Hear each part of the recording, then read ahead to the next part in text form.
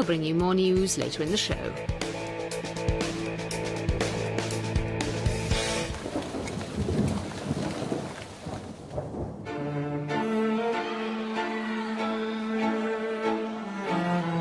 In the early part of the 20th century, Benny Leonard fought Irish Eddie Finnegan in a small American mining town.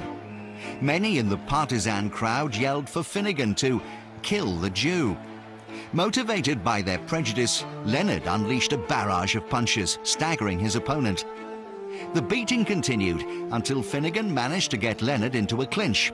While locked together, Finnegan pleaded in Yiddish, "Go easy on me, Benny. My real name is Seymour Rosenbaum."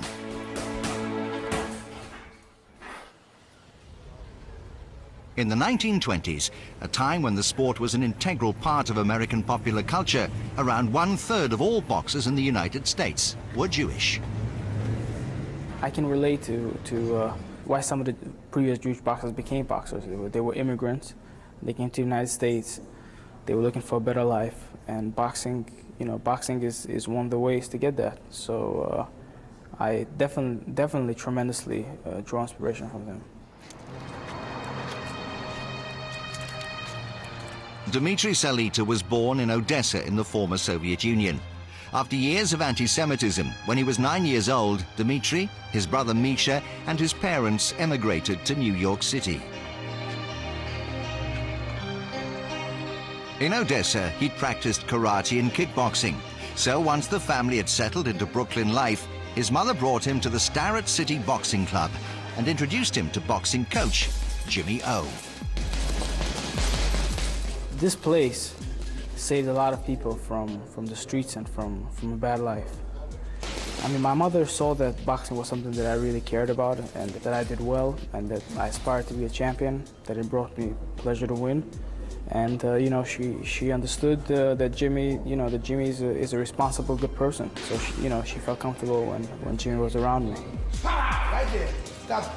Jimmy is like my grandfather. I mean, he's a very close family, he's a very close person to me, and he's like a family member. He's not almost like he is like a family member. Oh man, like me, hit your pocket, hit you, some young boys gonna hit you. He's learned a lot from me, and I guess I've learned a lot from him.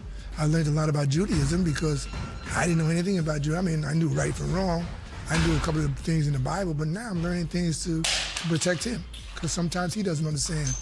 Or sometimes, but you put two and two together, a lot of times you get four. When Dmitry was 14, his mother was diagnosed with cancer.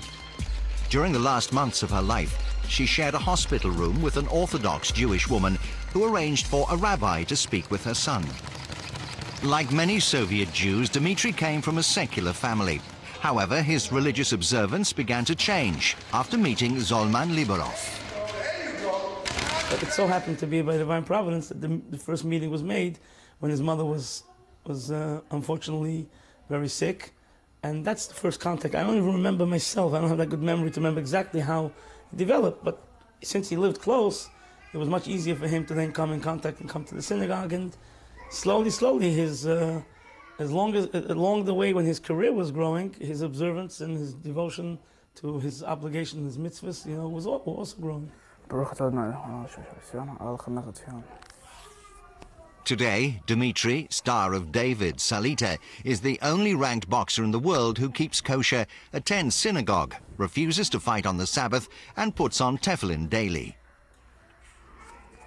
Putting on tefillin, in which small cases of leather containing scrolls of biblical verses are worn on the forehead and forearm, is part of Judaism's daily morning prayer service. God instructs us to put it on our hand and our head. What does that symbolize, in brief? That we express our devotion of our emotion, because over here we put it opposite the heart. The devotion of our actions, we put it on the hand, which is action. We put it on the head, the devotion of our intellect. That's what puts together a human being. Animals have emotions and actions, but not intellect. And the human has intellect, emotions, and actions, and they all together have to be devoted to God. Dave Scooter Honig is Dmitry's nutritionist and conditioning coach. As terms of nutrition with Dmitriy, being kosher or non-kosher has nothing to do with it. He's still eating the same foods. It's just being prepared in a different manner. Kosher meat, I think, is a little saltier than regular meat, so we do monitor his salt intake. If he's eating red meat, I don't want him to put any extra salt on anything else that day because the salt has a tendency to retain water on Dmitriy's body. Ready? 1, go right down. I hear it. 2, go right down. Salita's faith has impacted on his career in other ways. The Jewish Sabbath, known in Yiddish as Shabbos, begins at sundown on Friday and continues until just after sundown on Saturday. This holy day is a time of celebration as well as prayer, reflection and rest.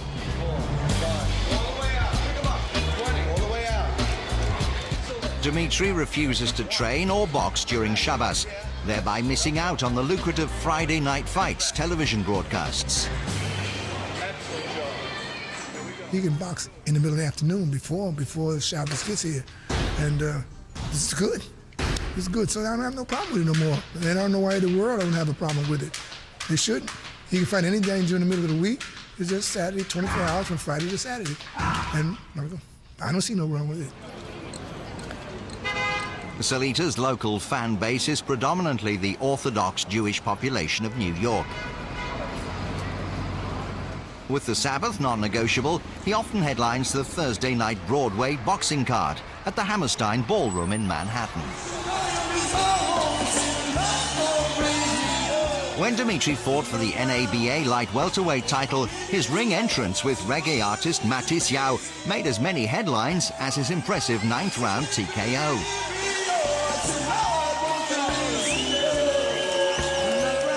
Since turning pro in 2001, Salita has amassed a 26-0-1 record with 15 KOs.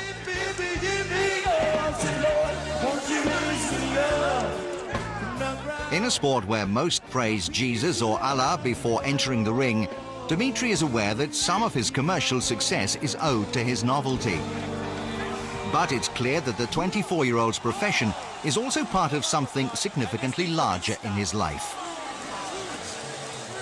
I feel that it's my obligation as a Jew to my parents that came here for freedom to learn and to know more about my culture. I didn't grow up in a family of rabbis and Shiva students, whatever, but I'm still growing. I'm coming from nothing, you understand?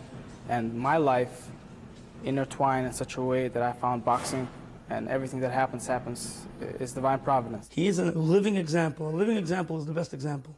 He's a living example of a person, no matter what his career is, but the career is not a contradiction to your other commitments to God and to mankind.